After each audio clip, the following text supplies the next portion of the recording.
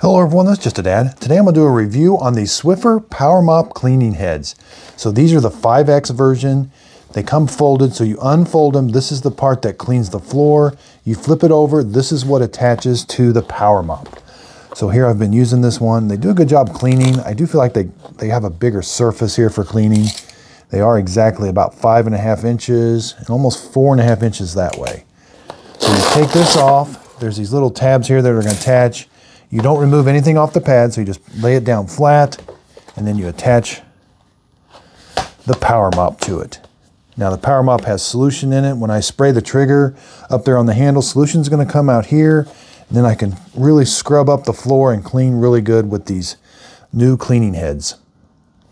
And again, let's just take like a closer look up here. This has got some scrubbing surfaces on it. The middle's got like a scrubbing surface, so I hope this video helps. Thanks everybody for watching.